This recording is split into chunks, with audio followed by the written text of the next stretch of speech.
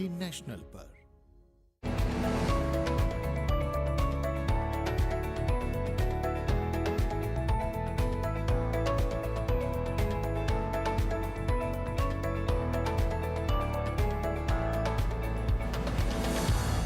कहते हैं कि इत्र ही खुशबू नहीं दिया करते, कई बार कुछ शख्सियात भी खुशबू दे जाया करती हैं, लेकिन इसके लिए जनाब बहुत मेहनत करनी पड़ती है, समाज को अपना वक्त देना पड़ता है। और हमारे आसपास ऐसे बहुत सारे लोग हुआ करते हैं जो समाज के लिए काम करते हैं। ऐसे बहुत सारे लोग हुआ करते हैं जो अपने लिए ना सही लेकिन दूसरों के लिए जीना जानते हैं। और कुछ ऐसी ही शख्सियत से हम आपको रूबरू कराते हैं प्रोग्राम गुड न्यूज जज्बा इंडिया में। मैं हूं रेशमा, मेरा आदाब कीजिए कबूल। दोस्तों, कहा जाता है कि प्यासे को ही कुएं के पास जाना पड़ता है, लेकिन हम जो आपको बात बताने जा रहे हैं इसमें कुआं खुद प्यासे के पास आ रहा है। बात कर रही हूं तालीम को फरोग देने की। जी हां, एक ऐसा स्कूल बनाया गया है जो ट्रॉली पर चलता है, दूर दराज के गांवों में जाता है, देहात में जाता है और बच्चों को तालीम देता है। तो किस तरह से ये स्कूल काम कर रहा है और कौन सी शख्सियत इस स्कूल के पीछे है, उनसे भी आपको रूबरू कराएंगे और इस स्कूल की कहानी भी आप तक पहुंचाते हैं। लीजिए सुनिए ये खूबसूरत कहानी।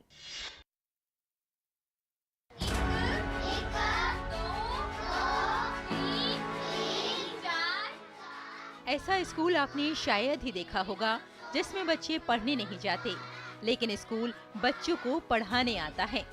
भटिंडा का गुडविल मोबाइल स्कूल जो ट्रैक्टर ट्रॉली में बनाया गया है, ये स्कूल कच्ची आबादियों में जाता है और कच्ची आबादियों में रहने वाले जरूरतमंद बच्चों को मुफ्त तालीम फराहम करता है।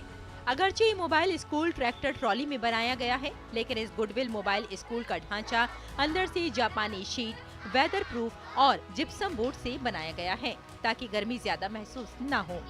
पंखे भी लगाए गए हैं ताकि गर्मी की वजह से बच्चों को पढ़ाई में किसी भी किस्म की दुश्वारी का सामना न करना पड़े। इब्तिदा में कच्ची आबादी वाले अपने बच्चों को तालीम दिलाने के लिए तैयार नहीं थे, लेकिन वक्त के साथ कच्ची आबादी में रहने वाले भी तालीम की अहमियत को समझने लगे। इसलिए गुडविल सोसाइटी के जरिए रिटायर्ड इंजीनियर ने जिला भटिंडा में मुफ्त तालीम फराहम करने की रफ्तार को रुकने नहीं दिया। अब तक तकरीबन 600 से 700 बच्चों को गुडविल मोबाइल स्कूल से प्राइमरी तालीम देकर सरकारी स्कूलों में दाखिला दिलवाया गया है। ये स्कूल झुग्गी झोपड़ी के जरूरतमंद बच्चों के लिए बनाया गया है, जिनको कभी भी कहीं भी एजुकेशन वो नहीं ले पाते, तो हम उनके झुग्गी झोपड़ियों में ही आकर के, ये हमारी मोबाइल वैन है, वहाँ पर उनकी एनरोलमेंट करके हम इनको यहाँ पर पढ़ाते हैं और 1 साल तक ये स्कूल चलता है। उसके बाद इनकी जो नज़दीक का गवर्नमेंट प्राइमरी स्कूल होता है उसमें इनकी एडमिशन करवा दी जाती है और ये पिछले 16 साल से स्कूल चल रहा है। बहुत ही ये 14वां स्कूल है। आज तक 600-700 बच्चों को हम पढ़ा चुके हैं। ये बठिंडा सिटी में भी हम अलग अलग स्लम बस्तियों में चलते हैं। असातिज़ा ट्रॉलियों के साथ मुख्तलिफ महलों में भी जाते हैं और बच्चों को पढ़ाते हैं, इस बात को यकीनी बनाते हुए कि उन्हें बुनियादी तालीम फराहम की जाए। स्कूल में पढ़ाने के लिए खवातीन असातिज़ा मौजूद हैं ताकि कोई भी वालिदैन लड़कियों को भेजने में हिचकिचाहट महसूस न करे। गुडविल मोबाइल स्कूल इसीलिए नाम रखा गया है क्योंकि एक जगह से दूसरी जगह माइग्रेट होता है। सर, इसका मतलब ये है कि जहाँ पे स्लम एरियाज होते हैं वो पॉइंट आउट निकाल के हम लोग देखते हैं कि जो बच्चे पढ़ने वाले होते हैं स्लम एरिया के, या जिनके पेरेंट्स बच्चों को नहीं पढ़ा पाते या लड़कियों को नहीं पढ़ा पाते, सर ये स्कूल स्लम एरिया के पास जाके वहाँ पे बच्चों को पढ़ाते हैं। ये सर आप देख सकते हो ट्रैक्टर ट्रॉली में बनाया गया है। इसमें सर पूरी तरह से वेंटिलेशन है, फैन भी देख सकते हो सर, फैन भी लगा हुआ है यहाँ पे। हम बच्चों को सर यहाँ पे स्टेशनरी भी प्रोवाइड करते हैं, कॉपी पेंसिल जो उनकी नेसेसरी है। बच्चों को बराह रास्त उनकी दहलीज पर तालीम फराहम करके गुडविल मोबाइल स्कूल जोग्राफियाई और माली रुकावटों को तोड़ रहा है और इस इक़दाम से मुआशरे में उम्मीद पैदा कर रहा है।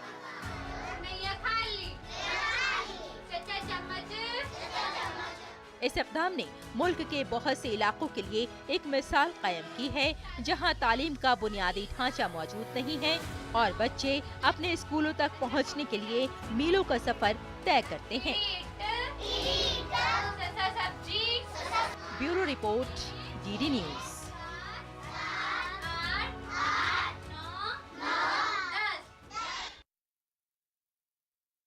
और अब आपकी मुलाकात करवाते हैं चंपारण दीदियों से। जी हाँ, ये वो बहनें हैं, ये वो दीदियां हैं जो स्कूल में लड़कियों को अपनी हिफाजत के गुर सिखा रही हैं।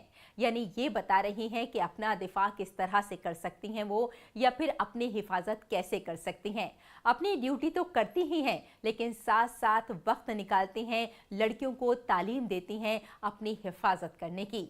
तो किस तरह से ये चंपारण दीदियां कर रही हैं काम, क्या इनका मोटिव है, क्या चाहती हैं कि जिंदगी में लड़कियों को किस तरह से आगे बढ़ना चाहिए, किस तरह से अपनी हिफाजत करनी चाहिए, इनकी ही कहानी इन्हीं की जुबानी सुनिए। कि हम लोग लड़की हैं तो हमें बहुत सारी चीज़ों का ध्यान देना पड़ता है। जैसे कि हमारा सबसे ज़्यादा ज़रूरी क्या है, हम लोग का हमारा सेफ्टी जो सबसे ज़्यादा ज़रूरी है। और हमें क्या करना रहता है कि हमें अपने सेफ्टी पे सबसे ज़्यादा ध्यान रहता है, और ये चीज़ ध्यान में रखना पड़ता है कि हम पुलिस वाली दीदियां गांव की बेटियों को तालीम के साथ साथ अपने तहफ्फुज़ के हुनर सिखा रही हैं। चंपारण के बगाहा का मंजर है ये, जहां पुलिस बहनों ने अपनी बेटियों को तालीम, सेहत और अपने दिफा के लिए तैयार करने का बीड़ा उठाया है। ये नक्सलियों के लिए बदनाम जमाना सुर्ख मिट्टी पर तालीम के शोले को जगाने की कोशिश है। तो यहाँ पे आकर के वही हम लोग बताते हैं कि कैसे कैसे मतलब क्या चीज़ करना चाहिए। जैसे गुड टच बैड टच हो गया, तो कैसे मतलब कोई लड़का किसी को छेड़ रहा है या तो कुछ भी हो, तो ये अपने परिवार से बोलेंगे। अगर वहाँ से कुछ नहीं हो तो थाने में आएंगे, उनके लिए हम लोग हैं। तो वही यही सब, और वो मतलब वो हम लोग को बोलेंगे तो हम लोग जा करके जो भी समाधान होगा करेंगे। और वही जो मतलब अभी बच्चियाँ जो है इस स्टेज में है, तो वही पीरियड्स वगैरह के बारे में समझाते हैं कि कैसे कैसे क्या करना चाहिए, सफाई पे ध्यान देना चाहिए। स्वास्थ्य से संबंधित, जैसे बाढ़ प्रभावित इलाका है तो बहुत सारी बीमारियां यहाँ आती है, तो उसी सब चीज़ के बारे में समझाते हैं सर। हम लोग इस थाने में पोस्टिंग हुए और हेल्प डेस्क में गए, तो फिर सोचे कि यहाँ पे नहीं, इसके अलावा भी जो प्रॉब्लम है हमें बाहर निकल कर उसको सॉल्व कराना चाहिए। दुर्गम इलाकों में भी और अन्य इलाकों में भी जो मेरे महिला हेल्प डेस्क के पदाधिकारी हैं, सिपाही हैं, उस क्षेत्र के जो सरकारी स्कूल है, सरकारी स्कूल में जाकर के वहाँ के लड़कियों से, बच्चों से बात करते हैं, पढ़ाई भी कराते हैं, क्लास भी लेते हैं। इसके अलावा जो आत्म सुरक्षा है उसकी भी जानकारी देते हैं, और जो गुड टच है, बैड टच है, सारी जानकारी देते हैं ताकि लड़कियों को कोई परेशानी ना हो। इसका बड़ा अच्छा प्रभाव पड़ा है समाज में। हमें कई फ़ोन भी मिला, कई फीडबैक मिला है कि जो पुलिस काम कर रही है काफ़ी प्रशंसनीय काम है। कांस्टेबल पुलिस दीदी जी हैं, वो लोग हमें गलत और सही का मतलब बताते हैं, किससे सही से रहना है, कैसे स्वास्थ्य पे ध्यान देना है, सब कुछ बताते हैं। और ये लोग और भी मतलब पढ़ाई के बारे में हमें अच्छी शिक्षा देते हैं। देखिए ये बहनें किस तरह गांव के स्कूल में जाती हैं और 9 उम्र लड़कियों को अपने दिफा के हुनर सिखाती हैं। यही नहीं, ये बहनें अपने निसाब के मुताबिक लड़कियों को पढ़ाती भी हैं। ये लड़कियां अब समझ गई हैं कि गुड टच और बैड टच क्या है। दरअसल बगहा पुलिस ने उन्हें थानों में खवातीन की हेल्पलाइन के तौर पर तैनात किया है, ताकि थाने पहुंचने वाली खवातीन को किसी किस्म की परेशानी का सामना न करना पड़े। लेकिन अपने काम के अलावा वो अपना वक्त निकालती हैं और लड़कियों को बाइख्तियार बनाने के लिए काम करती हैं। पुलिस हेडक्वार्टर से दूर जंगल के बीचों बीच वाक़े गोबरिया थाना मुजरिमाना नुक्ता नजर से इंतहाई हसास थाना माना जाता है। ऐसे में बिहार पुलिस की खवातीन सिपाहियों का ये स्कूल जराइम की शरह को कम करने में कारगर साबित हो सकता है, जिसमें सिक्योरिटी के साथ साथ तालीम के हवाले से भी मुहिम चलाई जा रही है। Bureau report, DD news. और यहाँ लेते हैं एक छोटा सा ब्रेक, जल्द हाजिर होते हैं। आप देखते रहिए गुड न्यूज जज्बा इंडिया का।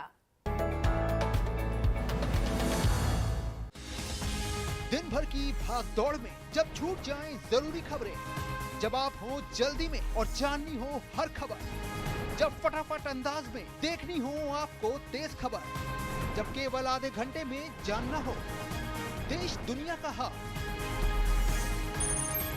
तब देखिए खबरों का हाई स्पीड शो एक्सप्रेस 100।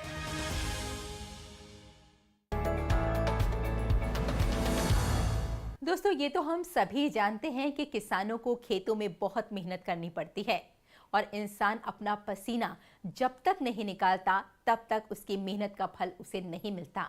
लेकिन जैसे जैसे हम डिजिटल हो रहे हैं, जैसे जैसे टेक्नोलॉजी एडवांस हो रही है, उसी तरह से हमारे किसान भी आगे बढ़ रहे हैं, डिजिटल हो रहे हैं। आपकी मुलाकात एक ऐसे किसान से करा रहे हैं जिन्होंने एक ऐसा डिवाइस बनाया है, एक ऐसा सॉफ्टवेयर बनाया है जिससे ट्रैक्टर खुद ब खुद चलता है, किसी ड्राइवर की ज़रूरत नहीं पड़ती है। तो किस तरह से ये किसान इस ट्रैक्टर के जरिए अपने खेतों में बुआई कर रहे हैं बिना ड्राइवर के, आइए आपको दिखाते हैं इस स्टोरी में।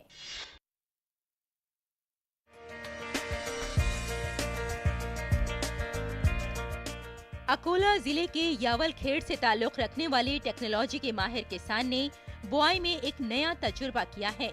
ये किसान GPS कनेक्ट सॉफ्टवेयर के जरिए बगैर पायलट के ट्रैक्टर से फसल बोता है। ज़राअत के शोबे में ये अपनी नौयत का मुनफरिद तजुर्बा है। ज़राअत के शोबे में जदीद तरीन टेक्नोलॉजी का बड़े पैमाने पर इस्तेमाल किया जा रहा है। सोयाबीन को बगैर पायलट के ट्रैक्टरों से GPS कनेक्ट सॉफ्टवेयर के जरिए बोया जा रहा है।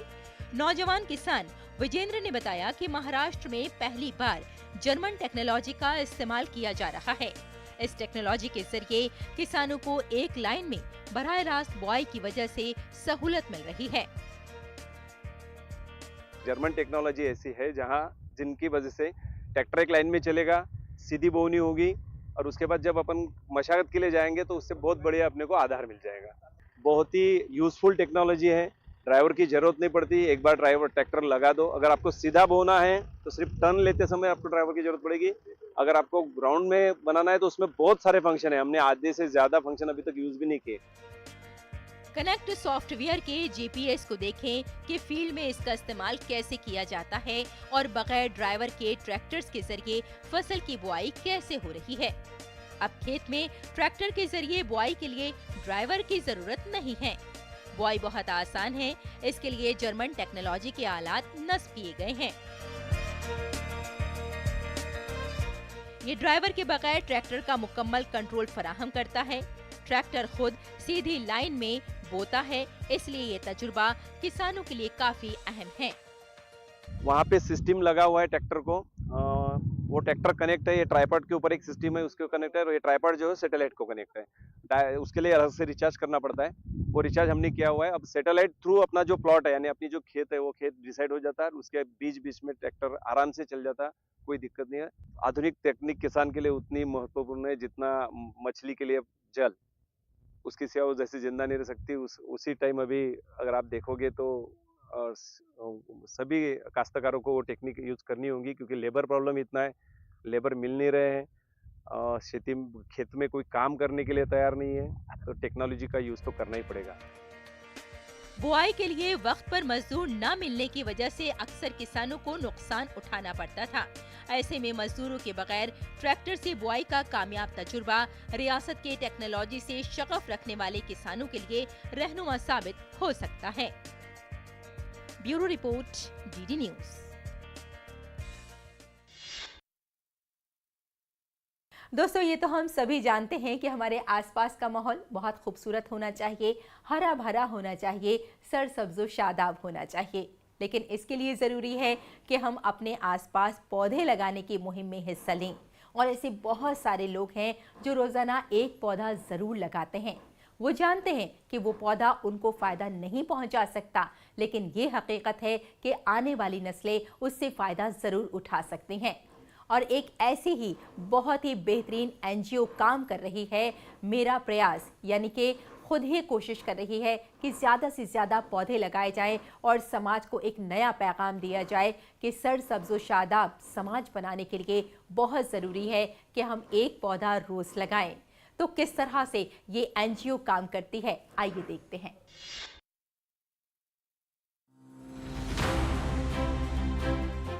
इस वक्त जमीन पर मुसलसल मौसमी तब्दीलियां देखने को मिल रही हैं, जिसकी वजह से बढ़ती हुई आबादी का दबाव भी माहौलियात पर पड़ रहा है।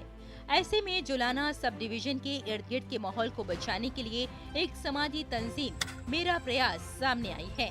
हरियाणा के जिंद जिले के इलाके को हरा भरा बनाने के लिए दरख्त लगाकर माहौल को बचाने की कोशिश की जा रही है। माहौलियाती तहफ़्फ़ुज़ के लिए इन लोगों की लगन इस कदर है कि वो अपनी तनख्वाह का कुछ हिस्सा इस नेक काम में खर्च करते हैं। हर साल 500 पौधे हम लगाते हैं और पौधे बहुत बड़े-बड़े भी हो चुके हैं जो संजीत जी ने लगाए हैं और हर साल 500 पौधे लगाने का लक्ष्य जो हम पूरा कर रहे हैं 2016 से।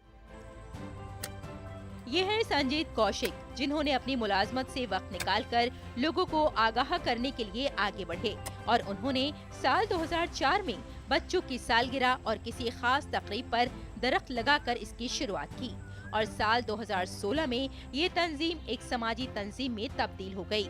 तब से ये मुसलसल दरख्त ही लगा रही है, जिसके साथ हर साल बारिश के मौसम में तकरीबन 500 दरख्त लगाने का हदफ रखा गया है। 2004 के आसपास से किसी न किसी के जन्मदिन पर कोई न कोई अच्छा अवसर ढूंढ के हम पौधे लगाते आए हैं, लेकिन 2016 के बाद हम कंटिन्यूटी में बल्क में हम पौधे लगा रहे हैं। 2016 के बाद एवरेज 500 हम काउंटिंग करते नहीं, ज़्यादा भी हो जाते हैं, कम भी हो जाते हैं। 500 का एवरेज है हमारा 2016 से लगातार और हमारी पूरी टीम है। जुलाना के इलाके के लोग अपनी सालगिरह, शादी की सालगिरह या किसी भी खुसूसी तकरीब के मौके पर दरख्त जरूर लगाते हैं। जुलाना के इलाके में दरख्त लगाने की मुहिम का आगाज हो चुका है, जिसके लिए यहाँ के नौजवानों, बुजुर्गों और शहरियों में एक अलग ही जोशो खरोश देखा जा रहा है। 2004 में शुरू होने वाली दरख्त लगाने की मुहिम आहिस्ता आहिस्ता एक तहरीक की शक्ल इख्तियार कर गई। सूरत हाल ये है कि आज मेरा प्रयास से सैकड़ों लोग अपने इलाके को सरसब्ज शादाब बनाने के लिए हर साल 500 के करीब पौधे लगाने का हदफ रखते हैं, जो कि उनकी कोशिशों से पूरे इलाके को हरियाली हासिल हो जाती है और जमीन के चारों तरफ हरियाली ही हरियाली नजर आती है। बहुत अच्छा लगता है उनका साथ देख के, मन भी खुश हो जाता है। इतने सारे पेड़ लगाते हैं, सबको लगाने चाहिए पेड़। इन्होंने जो जुलाना को हरा भरा करने का जो प्रतिज्ञा की है, उसमें ये खरा उतरने की अपना पूरा प्रयास कर रहे हैं। इन्होंने कई सालों से एक मुहिम चला रखी है इनकी संस्था ने कि जुलाना को हरा भरा करना है, जिसके तहत ये जुलाना को पूरा हरा भरा करने के लिए पूरा प्रयास कर रहे हैं और कई सालों से पेड़ पौधे, बहुत अच्छे पेड़ पौधे लगा रहे हैं। संजीत जी हमारे पड़ोसी हैं और ये बहुत कई सालों से पेड़ लगाने का काम कर रहे हैं और सारे जुलाना वासी इसके से बहुत प्रभावित हैं और उनको देखते हुए काफी लोग पेड़ लगाने शुरू कर रहे हैं और हम भी पेड़ लगाने शुरू कर रहे हैं। ये पौधे अब बड़े दरख्तों की शक्ल इख्तियार कर रहे हैं। अब जुलाना के इलाके में हर नौजवान माहौल को बचाने के लिए आगे आ रहा है और इस इलाके में एक नई मुहिम सामने आई है। Bureau report, DD news. और यहाँ लेते हैं हम एक और छोटा सा ब्रेक। जल्द हाजिर होते हैं। आप देखते रहिए गुड न्यूज जज्बा इंडिया का।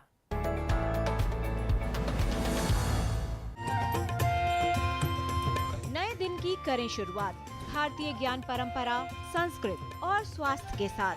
स्वास्थ्य में उपयोगी आयुष पद्धतियों का विज्ञान, संस्कृति, कला, योग का अद्भुत ज्ञान। देखिए विशेष कार्यक्रम सुप्रभातम डीडी न्यूज पर।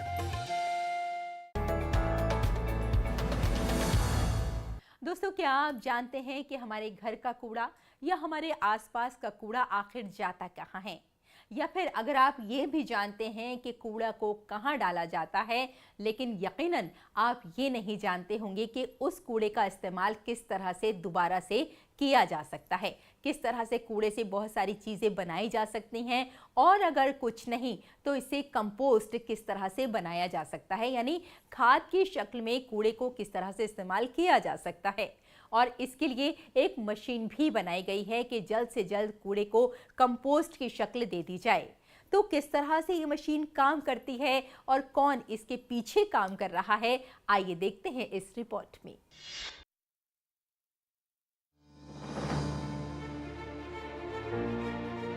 स्वच्छ भारत का गांधी जी का सपना आज भी साकार हो रहा है। आज जब देश में स्वच्छ भारत अभियान को 10 साल पूरे हो चुके हैं, ऐसे में गुजरात के एक अधिकारी वर्षों से प्रकृति का उपयोग, प्रकृति को ही बचाने और संरक्षित करने में लगे हैं। अपने वेस्ट मैनेजमेंट के जरिए स्वच्छता का संदेश घर घर तक पहुंचाने का काम कर रहे हैं। ये है अहमदाबाद के retired wing commander Dharmendra Sharma, जो ड्यूटी से भले ही निवृत्त हो चुके हों, लेकिन देश की उन्नति के लिए अभी भी प्रवृत्त हैं और स्व अनुभव से लोगों को स्वच्छता के साथ वेस्ट का सेग्रीगेशन कैसे हो इसकी सीख दे रहे हैं। अपनी गली में गिरे हुए हरे कचरे को प्रतिदिन जमा करने के लिए अपने ही घर के बाहर एक ड्रम की व्यवस्था की गई है, जिसमें ऊपर की तरफ नए कचरे को रखा जाता है और नीचे के कचरे से खाद्य निर्माण का काम किया जाता है। गार्डन से किचन और किचन से वापस गार्डन में, यानी मैं अपने किचन में जो भी चीज़ बनती है, जो भी उससे निकलता है, वो मेरा गार्डन में जाता है और जो मेरे गार्डन से आता है वो मेरा फ्रूट्स, सब्जियां और विभिन्न विभिन्न प्रकार की सब्जियां जो मैं अपने यहाँ उगाता हूँ, ये उनमें कोई पेस्टिसाइड नहीं होता, ये उनमें कुछ भी गलत चीज़ नहीं होती, मैं कोई और मैन्योर यूज़ नहीं करता। तो मेरे घर में मुझे ऑर्गेनिक खाना खाने को, नेचुरल फार्मिंग द्वारा बनी हुई चीज़ खाने को मिल जाती है। तो मेरे हिसाब से अगर हर आदमी चाहे तो छोटे छोटे घरों में, छोटी छोटी बालकनीज में भी लोग ये काम कर सकते हैं। आज सभी लोग स्वच्छता की ओर आगे बढ़ना चाहते हैं, लेकिन जल्दबाजी या आलस की वजह से प्लास्टिक, कांच, फूड और ग्रीन वेस्ट सबको एक ही डिब्बे में डालते हैं। धर्मेंद्र भाई और उनकी टीम के द्वारा गुजरात के विविध गांव और शहरों में जाकर सैनिग्रेशन के सरल रास्ते और उससे होते आर्थिक और आरोग्य और क्लाइमेट चेंज के बड़े नतीजे के विषय में लोगों को समझाया जाता है। साथ ही युवाओं को भी इस मुहिम से जोड़ने का काम किया जा रहा है। મહેસાણા ઝીરો વેસ્ટ હીરો એક સુંદર પ્રોગ્રામ છે જે બાયોફિક્સ કરીને એક કંપની છે સુંદર, જે આ રીતનું જ ઓર્ગેનિક પ્રોડક્ટ્સ બનાવે છે। તેમના કોલેબોરેશનમાં ARC અને બાયોફિક્સના કોલેબોરેશનમાં અમે આ પ્રોગ્રામ શરૂ કર્યો હતો। તો ત્યાં મહેસાણાને કઈ રીતે ઝીરો વેસ્ટ હીરો બનાવવું, મહેસાણામાં કઈ રીતે બાળકોને, મેઇનલી કોલેજના બાળકોને, કે જે બાળકો અત્યારે OTT પ્લેટફોર્મ્સમાં ખોવાયેલા છે, એમને કઈ રીતે આપણે જિમ્મેદાર બનાવી અને એમના એરિયાને, એમના સિટીને કઈ રીતે એ લોકો જિમ્મેદાર નાગરિક તરીકે સાફ કરે અને લોકોને જાગૃત કરે કે દરરોજ કોઈ સાફ કરવા આવવાનું નથી, આપણે આપણો એરિયા જાતે સાફ રાખવાનો છે। તો લોકોને કઈ રીતે, લોકો સુધી ક્યાં સુધી પહોંચે અને એને સાફ રાખે તે માટે પ્રયાસ કર્યો છે। सामान्य तौर पर रिटायर्ड होने के बाद लोग शांति और व्यक्तिगत जीवन में ही उलझे रहना पसंद करते हैं, लेकिन धर्मेंद्र भाई को समाज के लिए आवश्यक कार्य करने में ही शांति की अनुभूति होती है। उनके द्वारा शुरू किए गए अभियान में आज 200 से भी ज्यादा लोग जुड़े हुए हैं और स्व जागृति से जन जागृति के इस सफर को देश भर में ले जाने के लिए आगे प्रयास कर रहे हैं। कुणाल चौहान के साथ ख्याति वाजपेयी जैन की रिपोर्ट, TD न्यूज।